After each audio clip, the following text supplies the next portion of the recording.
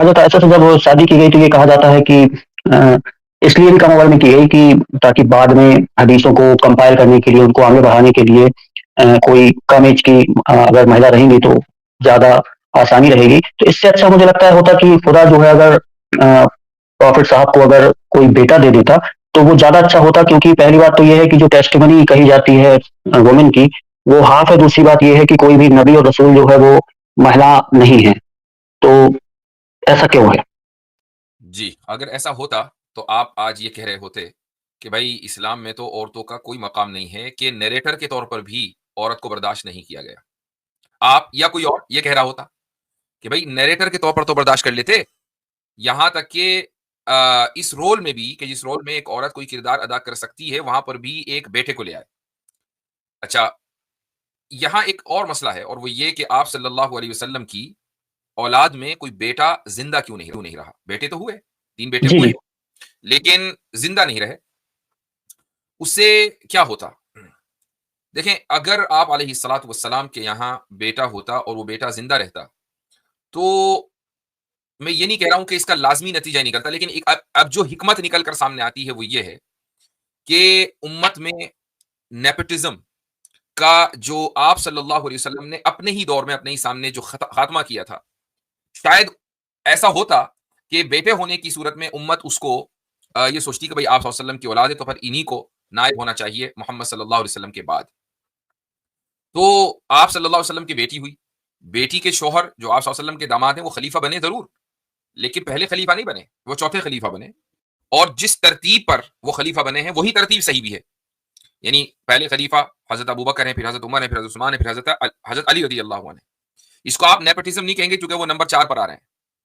ٹھیک ہے، تو ایک تو بات یہ ہے. اب رہی یہ بات جو اصل ٹاپک ہے آپ کا، کہ حضرت عائشہ رضی اللہ عنہا کی جگہ کوئی دوسرا ہوتا، چونکہ عورتیں آپ نے کیا کہا آدھی عقل ہوتی ہے ان کی.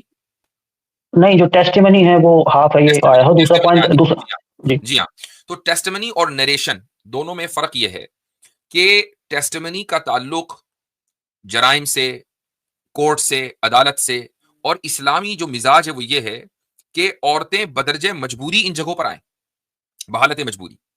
لہٰذا ایک نہیں 2 کی قید لگا دی، یعنی جرم اگر ایسی جگہ ہو رہا ہو کہ ایک نہیں 2 عورتیں اس کو دیکھ رہی ہیں، تو ایسی صورت میں اب اگر وہ رپورٹ کرنا چاہیں اور عدالت میں کیس لڑنا چاہیں تو یقیناً وہ وہاں پر آئیں. لیکن اگر کوئی ایک آدھ عورت دیکھ رہی ہے، ہو سکتا ہے کہ اس سے عدالت میں ٹیسٹمنی دینے میں بھی گڑبڑ ہو جائے، اور اسلامی مزاج بھی یہ نہیں کہ عورتیں زیادہ عدالتوں کے چکر کاٹیں. اس لیے وہاں پر یہ شرط لگا دی گئی کہ 2 عورتیں ہونی چاہیے اور 2 کی گواہی 1 کے برابر ہوگی. روایت یعنی نیریشن یہ گواہی نہیں ہے، اگرچہ اس کی رسپانسبلٹی بہت بڑی ہے، لیکن یہاں اسلام نے عورت کے اوپر مکمل اعتماد کیا کہ اگر ایک عورت بھی گواہی نریشن کرے گی اور رپورٹ کرے گی رسول اکرم صلی اللہ علیہ وسلم کی حدیث، تو اس کو قابل قبول سمجھا جائے گا. تو یہ فرق ہے. لیکن آپ نے جو اس کی بنیاد بنائی ہے وہ بنیاد درست نہیں ہے. آپ نے یہ کہا کہ حضرت عائشہ رضی اللہ عنہا کا نکاح کم عمر میں اس لیے کیا گیا تاکہ وہ دین کی حفاظت کر سکیں، اور آپ نے اس میں نریشن کو جوڑ دیا. تو یہ بات بالکل صحیح ہے کہ آپ حضرت عائشہ رضی اللہ عنہا کے ذریعے اللہ تعالیٰ نے آدھے دین کی حفاظت فرمائی. لیکن ذرا تصور کیجئے کہ اگر آپ صلی اللہ علیہ وسلم کی ان زوجہ کی جگہ بیٹا ہی ہوتا، آپ کی اس بات کو مان لیتے ہیں، تو ایسا تو ہے نہیں کہ وہ بیٹا دن رات گھر میں ہی رہتا، وہ باہر بھی جاتا، اس کی پبلک لائف ہوتی، اس کی سوشل لائف ہوتی، اس کی خالی فیملی لائف تو ہوتی نا.